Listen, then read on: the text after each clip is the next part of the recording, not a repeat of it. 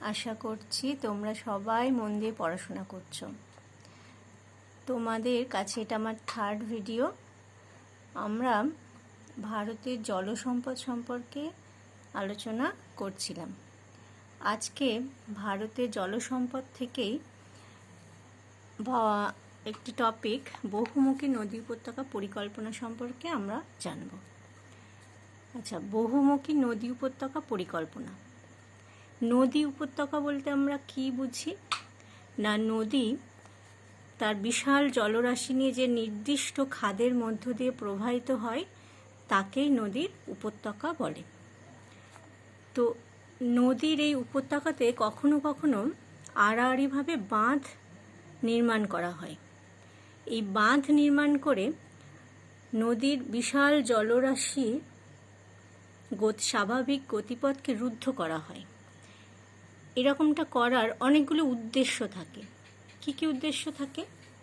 যেমন বন্যা নিয়ন্ত্রণ, জলসেচ ব্যবস্থার উন্নয়ন, বিদ্যুৎ উৎপাদন, জলপথে পরিবহন, নদী বাঁধের উপর দিয়ে রেল ও সড়ক পরিবহন গড়ে তোলা প্রভৃতি অনেক প্রত্যক্ষ এবং কিছু পরোক্ষ উদ্দেশ্য থাকে। তাহলে এই সকল উদ্দেশ্যকে পূরণ করার জন্য যখন কোনো নদীতে এরকমভাবে বাঁধ নির্মাণ করা হয় তখনই সেই বাঁধ নির্মাণকে বলা হয় বহুমুখী নদী উপত্যকা পরিকল্পনা।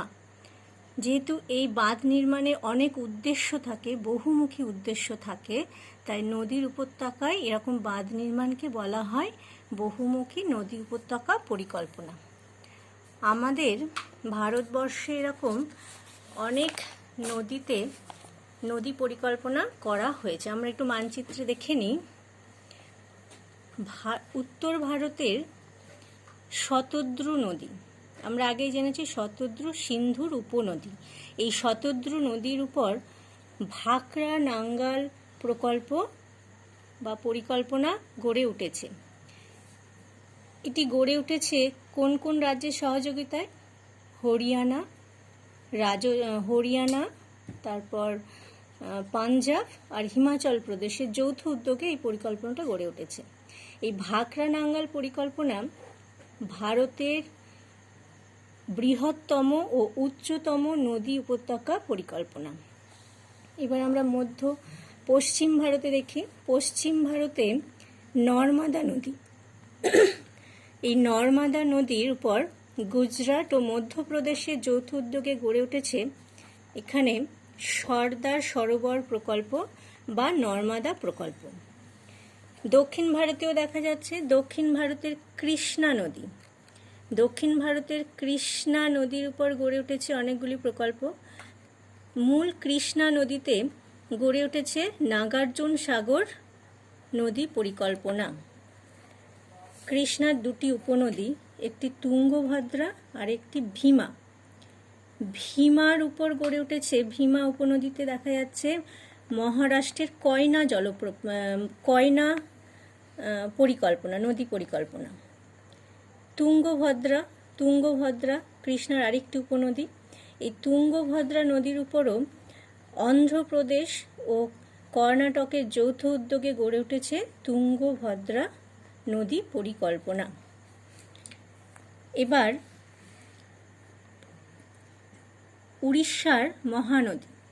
উড়িষ্যার মহানদীর হীরাকুদ পরিকল্পনা। এটি ভারতের দীর্ঘতম নদী পরিকল্পনা, মহানদীর উপর অবস্থান করছে। এছাড়া আছে গঙ্গা নদী। গঙ্গা নদীতে গঙ্গার ডান তীরের উপনদী সোন নদীতে আছে রিহান্দ নদী পরিকল্পনা। এছাড়া গঙ্গা পশ্চিমবঙ্গের কাছে ফারাক্কা পরিকল্পনা। তারপর আছে দামোদর। ঝাড়খণ্ড ও পশ্চিমবঙ্গের আরেকটি নদী পরিকল্পনা হলো দামোদর নদী পরিকল্পনা। এই দামোদর নদী পরিকল্পনা ভারতের তথা স্বাধীন ভারতের প্রথম নদী পরিকল্পনা। তাহলে এই দামোদর নদী পরিকল্পনা সম্পর্কে আমরা একটু ডিটেলস জানবো আমাদের সিলেবাস অনুযায়ী। আচ্ছা, দামোদর নদী পরিকল্পনা কখন গড়ে উঠেছিল? 1948 সালে দামোদর নদী পরিকল্পনা গড়ে উঠেছিল। এই দামোদর নদী পরিকল্পনা গড়ে তোলার জন্য একটি সংস্থা স্থাপন করা হয়, যেটাকে আমরা ডিভিসি বা দামোদর ভ্যালি কর্পোরেশন বলি। সেটি 1948 সালে প্রতিষ্ঠিত হয়েছিল। এটি একটি স্বয়ংশাসিত সংস্থা ছিল এবং এই সংস্থার অধীনেই দামোদর পরিকল্পনা রূপায়ণ ঘটে। তো দামোদর পরিকল্পনা রূপায়ণের জন্য এই পরিকল্পনা একটি নদীর অনুকরণে করা হয়েছিল। সেটি হচ্ছে আমেরিকা যুক্তরাষ্ট্রের টেনেসি নদী পরিকল্পনার অনুকরণে। 1948 সালে দামোদর ভ্যালি কর্পোরেশনের উদ্যোগে দামোদর নদী উপত্যকা গড়ে উঠেছে এবং শেষ হয়েছে 1955 সালে। 1948 সালে শুরু, 1955 সালে শেষ হয়। তো এই নদী পরিকল্পনার প্রধান উদ্দেশ্য কী ছিল? প্রধান উদ্দেশ্য ছিল বন্যা নিয়ন্ত্রণ ও জলসেচ ব্যবস্থার উন্নয়ন। এটা প্রত্যক্ষ উদ্দেশ্য ছিল। পরোক্ষ উদ্দেশ্য অনেক কিছু চলে এসছে তারপর, যেমন বলা যায় শিল্পের প্রয়োজনীয় জল সরবরাহ সম্ভব হয়েছিল দামোদর ভ্যালি উপত্যকার মাধ্যমে। এছাড়া মাছ চাষ, পর্যটন কেন্দ্র স্থাপন প্রভৃতিও গড়ে উঠেছিল। আচ্ছা, আমরা এবার দেখে নেব নদীর গতিপথে প্রকল্পের অবস্থানগুলি।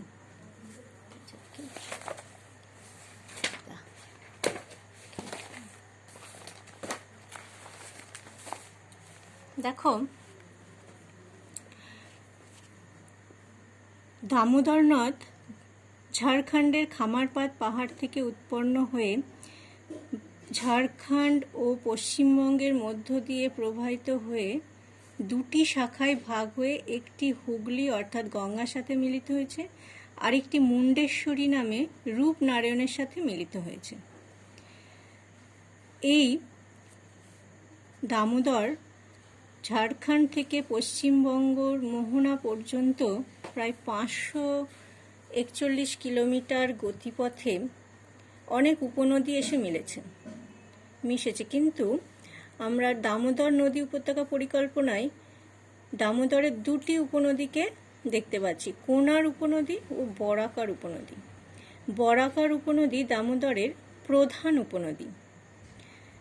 দামোদর পরিকল্পনায় যে জলাধারগুলি নির্মাণ করা হয়েছিল তার মধ্যে তেনুঘাট ও পাঞ্চেত জলাধার বা বাঁধ এই মূল দামোদর নদীর উপরই স্থাপিত আছে বা গড়ে উঠেছিল।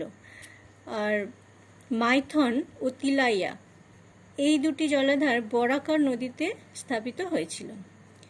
কোনার নদীতে কোনার জলাধার বা বাঁধ নির্মাণ হয়েছিল।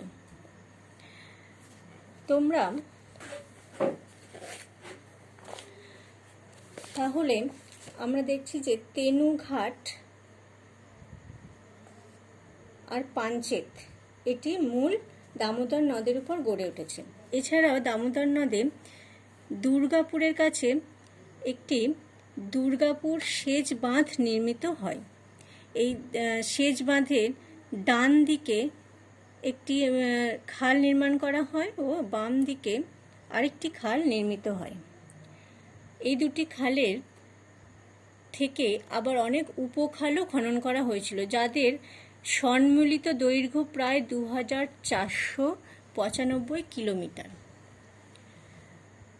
তাহলে এগুলির ফলে কি কি উপকার হয়েছিল দামোদর উপত্যকা পরিকল্পনাতে, কি কি আমরা সুফল পেয়েছি? পাঞ্চেত দামোদর নদীর উপর নির্মাণ করা হয়েছে। এই বাঁধের আওতায় প্রায় 2,45,000 হেক্টর জমিতে সেচের কাজ করা সম্ভব হয়েছে। এছাড়াও এখানে একটি জলবিদ্যুৎ কেন্দ্রও গড়ে উঠেছে, যার উৎপাদন ক্ষমতা প্রায় 40 মেগাওয়াট।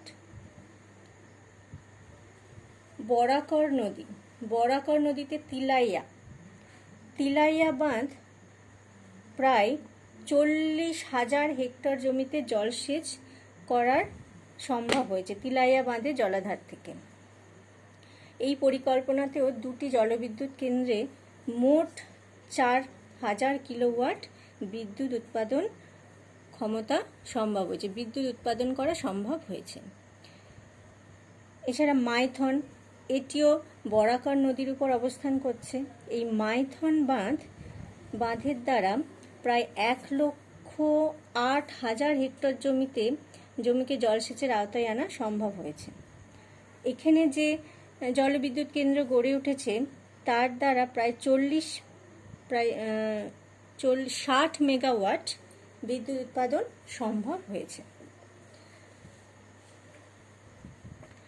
তাহলে আমরা কি দেখলাম? দামোদর নদী উপত্যকা পরিকল্পনা পশ্চিমবঙ্গ তথা ভারতের প্রথম নদী উপত্যকা পরিকল্পনা। এটি শুরু হয়েছিল 1948 সালে, শেষ হয় 1955 সালে। দামোদর নদী উপত্যকা পরিকল্পনা করা হয়েছিল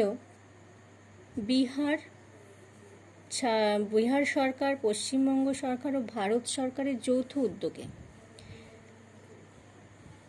আচ্ছা, তারপর এই বাঁধ পরিকল্পনার ফলে যে সুফল আমরা পেয়েছি যে 1955 সালের পর আর কোনো ভয়াবহ বন্যা সেরকমভাবে দেখা যায়নি।